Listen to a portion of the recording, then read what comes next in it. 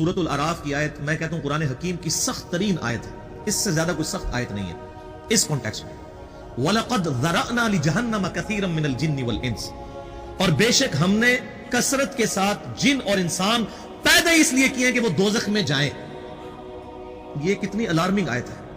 یہ سورۃ الاعراف آیت نمبر 179 ہے، قرآن حکیم میں کھول کے پڑھ لیجئے گا، یہ میں کو اپنی طرف سے بیان نہیں کر رہا۔ ہمیں جس خدا کا تعارف کروایا گیا نا این جی اوز کے ذریعے اور یہ میٹھی میٹھی باتیں کرنے والے وائزین کی طرف سے، وہ خدا اور ہے، اور جس خدا کا تعارف اللہ کے محبوب صلی اللہ علیہ وآلہ وسلم نے کروایا اس قرآن حکیم کے ذریعے، وہ خدا اور ہے۔ اللہ کا کوئی رشتہ دار نہیں میرے بھائیوں، یہ جس کو پنجابی کہتے ہیں کنو کڑ لو یہ گل۔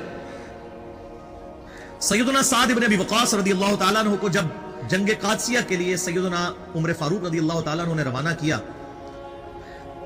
پرشین امپائر کے خلاف، جو اس وقت دو سپر پاورز میں سے ایک سپر پاور تھی، ایک رومن امپائر تھی جو جنگ یرموک میں گر گئی، اور جنگ قادسیہ کے اندر پرشین امپائر بھی گھٹنے ٹیک گئی۔ تو سعد بن ابی وقاص چونکہ نبی علیہ السلام کے ننیحال کے خاندان سے تھے، رشتے میں آپ صلی اللہ علیہ وآلہ وسلم کے ماموں لگتے تھے،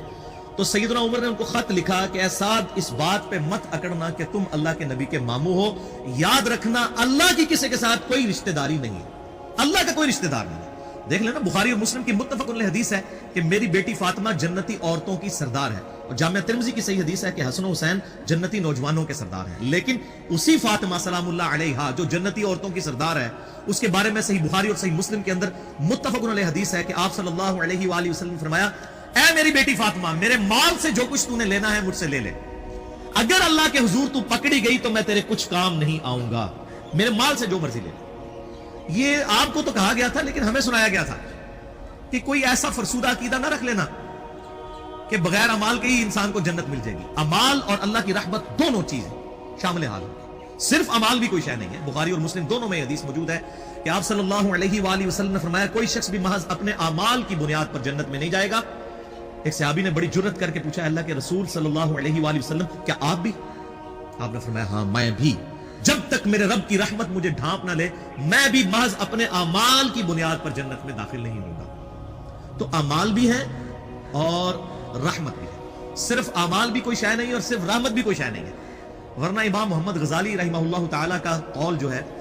مجھے بڑا پسند ہے اس کانٹیکسٹ میں، جو کیمیائے سعادت میں انہوں نے علماء سو کی کلاس لی ہے۔ اب یہ سخت باتیں اگر میں اپنی ریفرنس سے کروں تو لوگوں کو بری لگے گی۔ امام محمد غزالی فرماتے ہیں کہ ایسے علماء جو ممبروں پر چڑھ کر اللہ تعالیٰ کی رحمت کی آیات آؤٹ آف کانٹیکسٹ سنا کر، قرآن حکیم میں جہاں پر بھی رحمت کی آیات اور توبہ کی آیات آئیں وہ اس اعتبار سے آئیں کہ جو توبہ کرنے کے بعد اصلاح کر لے۔ پورے قرآن میں کوئی ایک آیت بھی ایسی نہیں ہے کیٹیگوریکل کہ انسان اپنی اصلاح نہ کرے اور اللہ تعالیٰ فرمائے کہ میں اپنی رحمت کے دروازے اس کے لیے کھول دوں گا، قطعاً ایسی کوئی آیت نہیں۔ تو جو علماء، امام غزالی فرماتے ہیں کہ اللہ کی رحمت کی آیات سنا کر لوگوں کو اللہ تعالیٰ سے غافل کر رہے ہیں، کیا یہ لوگوں کو یہ میسج دینا چاہتے ہیں کہ قرآن حکیم میں جو اللہ کے نافرمانوں کے لیے دھمکیاں آئی ہیں یہ سب کی سب فضول باتیں تھی، اور انبیاء کرام علیہ السلام جو اللہ کے عذاب سے ڈراتے رہے یہ صرف شغل میلہ تھا اور آخرت میں کوئی پکڑ نہیں ہونی؟ ایسے علماء واجب القتل ہیں۔ یہ امام غزالی فرما رہے ہیں کہ حکومت وقت کا کام ہے کہ ان پر توبہ پیش کرے، ورنہ ان کو قتل کروائے، ان علماء کو جو اللہ تعالیٰ کا یہ غلط تصور پیش کر کے لوگوں کو اللہ کا باغی بنا رہے ہیں۔ اور اکثر وائزین اس وقت یہی ہیں اور لوگ انہی کی باتوں کے اوپر خوش ہیں، انہی این جی اوز کی باتوں کے اوپر خوش ہیں، انہی دنیا دار علماء جو دنیا داروں کو خوش کرنے کے لیے باتیں کرتے رہتے ہیں اور کہتے ہیں اللہ تعالیٰ بڑا غفور رحیم ہے جی، جو مرضی کرو، اللہ نے ساڑھی نمازیں نہیں چاہیے۔ اور بھائی اللہ نے کب کہا ہے کہ مجھے تمہاری نمازیں چاہیے؟ اللہ تو کہتا ہے تمہیں تمہارے لیے نمازیں چاہیے، اور نماز کو اتنا کیجول بنا لیا انہوں نے۔ صحیح مسلم کے اندر حدیث ہے، آپ صلی اللہ علیہ وآلہ وسلم نے فرمایا بندے کے کفر اور اسلام کے درمیان فرق ہی نماز ہے۔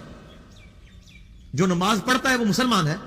اور جو نماز نہیں پڑھتا وہ پاکستان کے شناختی کارڈ میں مسلمان ہے، اللہ کی ڈیفینیشن میں وہ عملاً کافر ہے۔ صحیح مسلم انٹرنیشنل نمبرنگ کے مطابق 246 نمبر حدیث ہے، آپ جا کے پی ڈی ایف کھول لیں اسلام 360 میں، جا کے 246 نمبر حدیث صحیح مسلم کتاب الایمان چیپٹر میں کھول کے دیکھ لیں کہ بندے کے کفر اور اسلام، شرک اور اسلام کے درمیان فرق ہی نماز ہے۔ آپ بے شک اپنے آپ کو مسلمان کلیم کرتے رہے لیکن وہ شناختی کارڈ والا مسلمان ہے،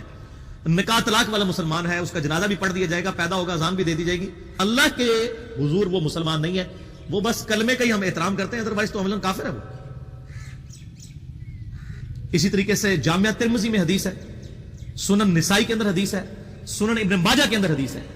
کہ آپ صلی اللہ علیہ وآلہ وسلم نے فرمایا جس نے نماز چھوڑ دی گویا اس نے کفر کیا. من ترک الصلاۃ متعمدا فقد کفر. اس سے زیادہ اور کیا سخت بات کی جائے کہ کسی کو یقین آئے کہ جس نے جان بوجھ کے نماز چھوڑ دی اس نے کفر کیا. اب جان بوجھ کے یہ نہ سمجھیے گا کہ جی میں بال بچوں سے کمائی کرتا رہنا تو مجھے ٹائم نہیں ملتا. جان بوجھ کی ڈیفینیشن بھی نبی علیہ السلام نے بخاری اور مسلم میں موجود ہے کہ اگر کوئی شخص بے ہوش ہو جاتا ہے یا سویا رہ جاتا ہے, یہ دو آپشن ہیں, یا تیسرا آپشن ہے وہ بھول جاتا ہے تو جیسے یاد آئے اسی وقت وہ والی نماز پڑھ لے. لیکن جو شخص دنیا کو ٹاپ پرائرٹی مانتا ہے, اپنا آفس چھوڑنے کے لیے تیار نہیں, اپنا کلینک چھوڑنے کے لیے تیار نہیں ہے